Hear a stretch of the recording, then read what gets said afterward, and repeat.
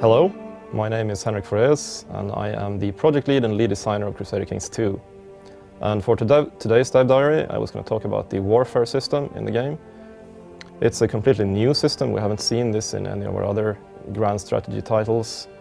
It's based around the concept of the three squares, which was used ever since the days of Alexander the Great, basically up until Napoleon, where you have a left flank, a center, and a right flank, and these face off against each other in battle. Now what happens during a combat is that the flanks fight individually against each other, and they fight in three phases. It begins with a skirmish phase, and then the archers fire off at each other, people die, but then they move closer and engage in melee combat. And in melee combat it's heavy infantry and knights and the heavier troop types that are king. Basically, so if your army is very, very strong on heavy infantry, you're a melee army. After melee, when one of the flanks break, we enter the pursue phase, where you try to pursue the enemy and mow them down, essentially.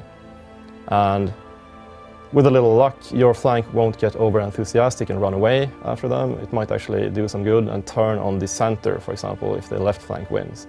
So then you have your left flank and your center fighting the enemy's center, which is very powerful, of course. Now, the martial skill of your leaders is, of course, very important. It's a character-driven game, so the characters have different skills and attributes, and martial skill is one of them. A general with a good martial skill will, of course, be more effective than one with a poor martial skill. Also, a good general will pick a better tactic, because there are different tactics to pick in the skirmish phase, the melee phase, and the pursue phase, and some of them are more effective than others. This also depends on the martial skill of the characters. Sieges work a lot like regular combat, except that the sides don't take so much actual physical damage. It's more a matter of morale damage. Also, during a siege, various events can pop up, like the defenders sally forth, or the attackers assault, or bandits are raiding your supply train and stuff like that. There can also be treachery, you bribe someone to open the gates to let you in.